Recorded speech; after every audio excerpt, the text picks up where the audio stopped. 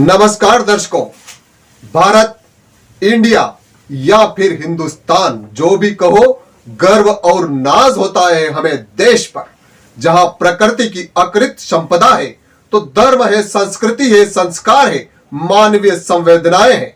यानी इन मामलों में किसी भी तरह से हम दुनिया के किसी भी देश से कमतर नहीं है।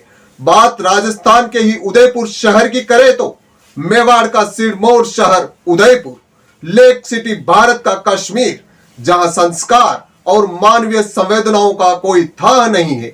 इन्हीं मानवीय संवेदनाओं को लेकर कहे तो यहां किसी एक व्यक्ति के बजाय सामूहिक सेवा संकल्प की बात करें तो पूरे जिले में करीब 7,000 स्वयंसेवी संस्थाएं चल रही है, जिनमें बेसहारा, लावारिस और अपाहिज लोगों की सेवा की जा रही है। लेकिन जरा इस तस्वीर को देखिए, ध्यान से देखिए।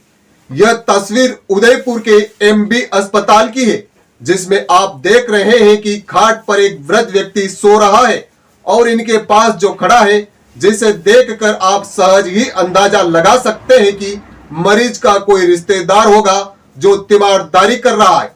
लेकिन आप जानकर हैरान होंगे, यह व्यक्ति पेशे से लॉयर है और यह मरीज इनका कोई रिश्तेदार तो ठीक, वकील साहब इस मरीज को पहचानते तक नहीं है। सवाल यही करेंगे कि भाई जब वकील साहब मरीज को नहीं पहचानते तो फिर इनको कोर्ट में अपने किसी क्लाइंट की पैरवी करने के बजाय इस मरीज के साथ अस्पताल क्यों आना पड़ा। तो फिर यह भी समझिए कि उदयपुर के पुलिस कंट्रोल रूम में पुलिस कर्मी अनकंट्रोल कैसे हुए। देखिए पूरी रिपोर्ट। नमस्कार, मैं लोकेश मेनारिया। दरअसल सोशल मीडिया पर एक मैसेज तेजी से वायरल हो रहा, जिसमें एक एडवोकेट के द्वारा एक वृद्ध जो गंभीर घायल अवस्था में उदयपुर के व्यस्तम चौराहे के पास पड़ा हुआ था, उसकी मदद की, उसको हॉस्पिटल ले गए, इलाज करवाया और रिपोर्ट भी दी। लेकिन वहाँ उनको कई समस्याओं का भी सामना करना पड़ा। आज वही एडवोकेट अनूप पुजारी जो हमारे साथ में हैं, जानते हैं पूरी घटना क्या थी, क्या है मामला और किस तरह उन्होंने सेवा की और किन कठिनाइयों का उनको सामना करना पड़ा। वकील साहब बताएं हमारे दर्शकों को कि क्या घटना हुई थी, किस तरह से आपने उसकी सेवा की और किस कारण से सेवा की, क्या आप उसको पहचानते थे और किन समस्याओं को उस दौरान आपको सामना करना पड़ा था। नहीं, मैं दिन 6 तारीख को 3-3:30 बजे के करीबन कोर्ट चौराहे से दिल्ली गेट की तरफ आ रहा था मोटरसाइकिल से। तो मेन चौराहे के ऊपर जहाँ व्यस्तम इलाका था, जहाँ पुलिस वाले भी मौजूद थे, मैंने देखा उनको।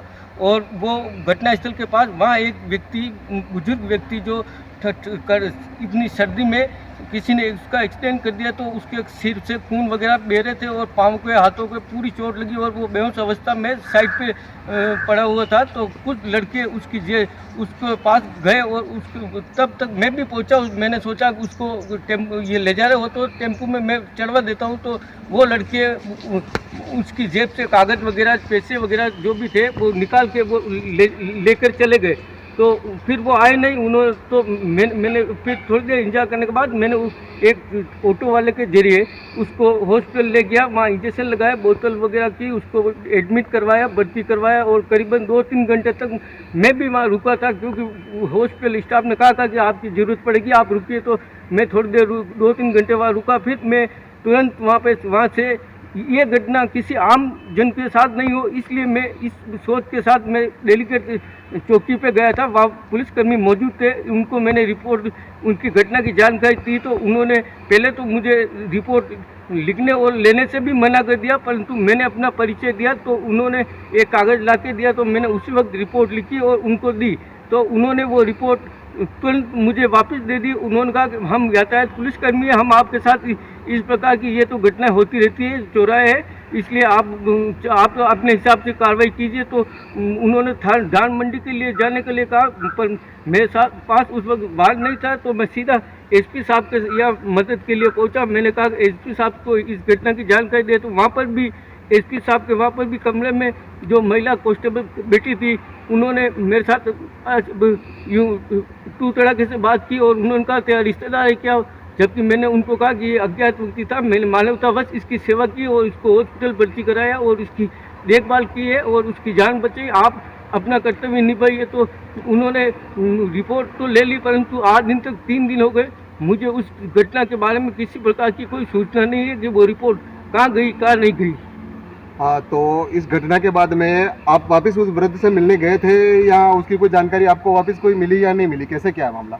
नहीं, मैं जिम्मेदारी, अगर मैं उसको एम्बुलेंस से छोड़, एम्बुलेंस में भी फ़ोन करके उसको हॉस्पिटल भेज सकता था, परंतु मैंने सोचा कि ये कहाँ जाएगा, कैसे करेंगे एम्बुलेंस, तो मैं वहाँ उसको हॉस्पिटल खुद लेके गया।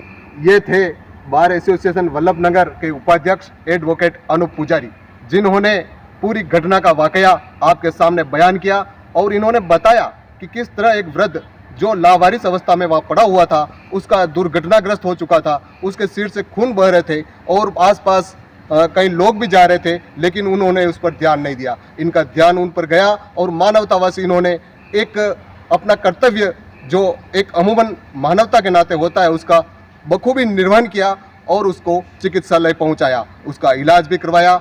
और उसके बाद इनका दूसरा कर्तव्य एडवोकेट होने के नाते यह भी था कि उसकी कानूनी सहायता भी करें। तो उन्होंने अपने नाम से एक एप्लीकेशन लिखी। तो पहले तो पुलिसकर्मियों ने एप्लीकेशन के लिए मना किया, लेकिन जब इन्होंने अपना परिचय दिया तो पुलिस वाले थोड़े ठहरे और उन्हें इनको एक कागज़ भी दिया। उसके बाद इन्होंने रिपोर्ट लिखी, लेकिन रिपोर्ट उन्होंने नहीं ली और दान मंडी थाने में जाने को कहा। इसके बाद ये पुलिस अधीक्षक कार्यालय पहुंचे, जहां पर तैनात कांस्टेबल को इन्होंने अपनी रिपोर्ट दी। इनका ये कहना है कि जब एक एडवोकेट के इतनी समस्याओं का, एक जनहित के काम करने में इतनी समस्याओं का सामना करना पड़ता है, तो सवाल यह उठता है कि आम जन क्या करते होंगे, आम जन को कितनी कठिनाइयों का सामना करना पड़ता होगा।